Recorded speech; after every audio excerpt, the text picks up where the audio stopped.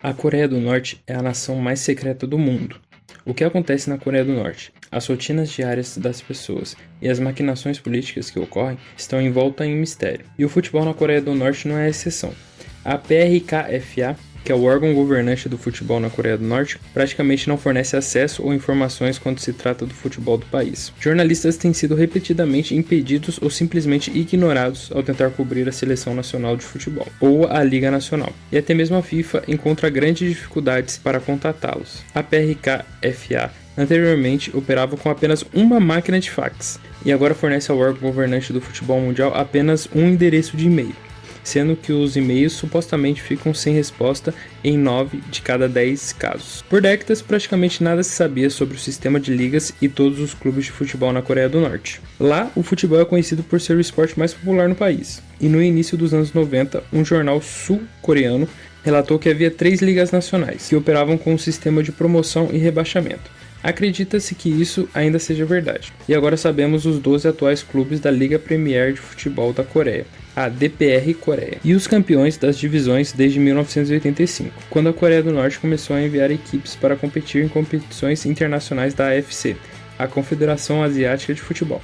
Desde 1985, o April 25 ou Abril 25 tem dominado o futebol norte-coreano, ganhando 19 dos 33 campeonatos. Em segundo estão empatados o Pyongyang City e o Kigwanja com 6 títulos. Esse é um tipo de vídeo que vai ser tenso falar o nome dos times e dos jogadores, mas vamos lá, vamos tentar, galera. Tô usando aqui a minha colinha. A última informação são os campeões até 2019. Também não sabemos quem venceu todos os títulos da liga entre 1960 e 85. Tô falando tudo isso principalmente para enfatizar o segredo do estado norte-coreano e como isso se estende ao futebol. Então é difícil ter informações exatas sobre o mundo do futebol norte-coreano e os jogadores, mas vamos tentar descobrir o que aconteceu com os jogadores da Copa de 2010. Especificamente aqueles com cidadania japonesa e norte-coreana, que fizeram parte do time da Coreia do Norte, mas não residiam e ainda não residem na Coreia do Norte. Essa Copa de 2010 foi e continua sendo apenas a segunda Copa do Mundo para a qual a Coreia do Norte se classificou.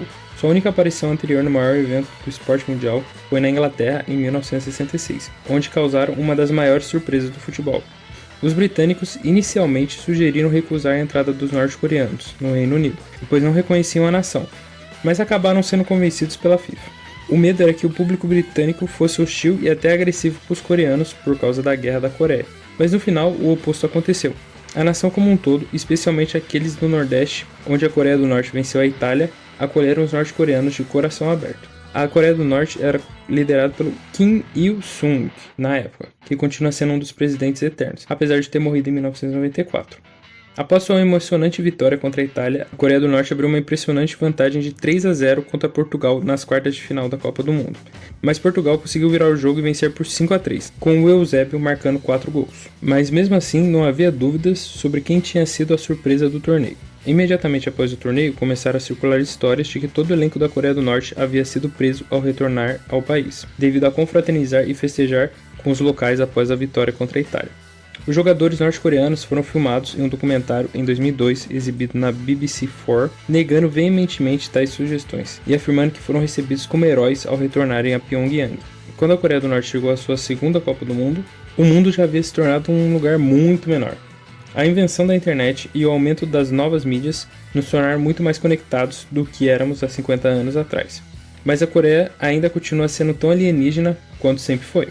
Houve uma grande expectativa em torno dos norte-coreanos quando eles terminaram acima da Arábia Saudita, Emirados Árabes Unidos e Irã para se classificar para a Copa de 2010, mas eles não conseguiram brilhar na Copa da África do Sul da mesma forma.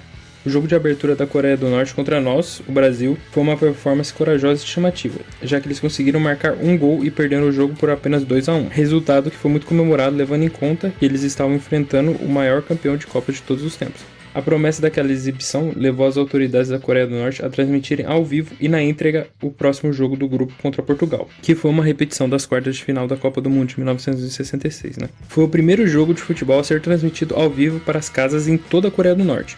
Infelizmente para eles foi uma escolha péssima, porque não sei se vocês lembram, a Coreia do Norte foi derrotada por 7-0. Imagina os norte-coreanos lá, tudo grandão, achando que ia ser a maior propaganda do país, e daí eles vão lá e tomam de 7-0 pra Cristiano Ronaldo e companhia. Todas as espécies de alegações foram feitas na mídia sobre o destino dos jogadores daquela seleção. Os mais confiáveis citaram relatos de que eles foram submetidos a um bombardeio de abusos de 4 a 6 horas na frente de 400 espectadores. A alegação mais extrema é de que a Coreia do Norte adulterou imagens para tentar enganar os cidadãos a acreditar que haviam vencido a Copa do Mundo e que punições muito piores foram impostas aos jogadores em 2010. Assim como em 1966, essas informações não são comprovadas, mas isso não quer dizer que seria fora do caráter para os ousados líderes supremos da Coreia do Norte distribuírem punições cruéis e brutais, não é mesmo? O regime é indiscutivelmente brutal e cruel, mas afinal, o segredo de estado dos coreanos podem dar licença aos jornalistas deixarem suas imaginações correrem soltas, já que é tão difícil provar ou refutar qualquer coisa na Coreia do Norte. Podemos afirmar que o time inteiro tem estátuas construídos em sua homenagem e foram recompensados com seus próprios palácios, ou que foram lançados diretamente na piscina de tubarões do líder supremo. E como distinguir os fatos da ficção é tão difícil no estado secreto, ninguém saberia quais relatos acreditar. Mas, apesar de tudo isso, a seleção de 23 jogadores da Coreia do Norte para a Copa do Mundo de 2010 tem alguns jogadores cujas situações atuais conhecemos com certeza. Aquela foi a primeira Copa em que todas as seleções tinham pelo menos um jogador jogando na Europa, e a Coreia do Norte foi a única nação com apenas um jogador. Esse cara era o Hong Yong-jo. Que jogava pelo Rostov da Rússia e na época era o capitão da Coreia do Norte nas eliminatórias.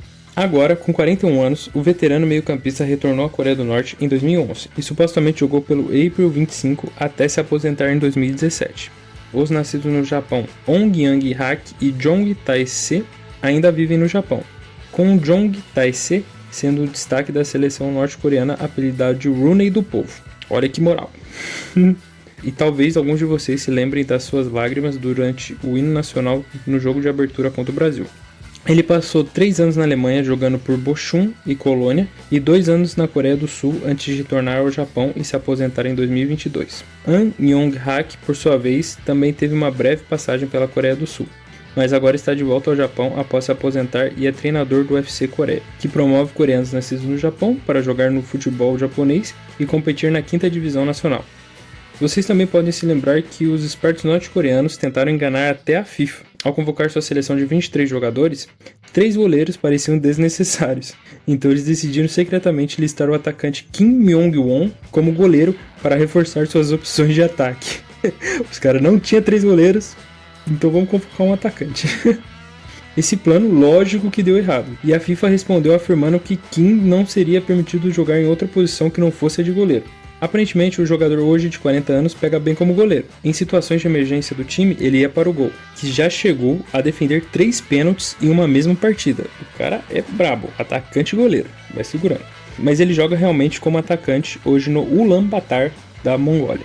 Embora a Coreia do Norte tenha tido o elenco mais jovem da Copa de 2010, com uma média de idade de apenas 24 anos, muitos jogadores já se aposentaram do futebol. Um deles é o ex-meio-campista Kim Jong-jun, de 40 anos, que brevemente treinou a seleção nacional da Coreia do Norte e agora atua como assistente técnico da equipe.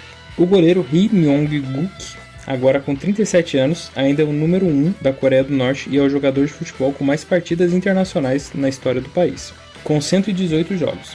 Ele joga pelo Pyongyang City. No total, acredita-se que 12 dos 23 jogadores da seleção da Coreia do Norte para aquela Copa de 2010 ainda estejam jogando futebol na Coreia do Norte. 2 estão no exterior, 1 está treinando no exterior, 5 se aposentaram do futebol e são conhecidos por trabalhar como treinadores ou em cargos de gestão, e o destino de 2 jogadores é desconhecido. A seleção coreana não conseguiu se classificar para as 3 últimas Copas do Mundo, caindo para a posição 115 no ranking da FIFA, entre Namíbia e Angola. Pouco mudou em termos do que se sabe sobre a Coreia do Norte nos 44 anos entre a Copa do Mundo de 1966 e a de 2010, e o mesmo é verdade nos últimos 14 anos, desde as finais na África do Sul. O país continua sendo isolado para a maioria do mundo, com apenas um pequeno número de turistas visitando e sendo conduzidos em passeios estritamente controlados em Pyongyang, com o guia turístico sempre por perto.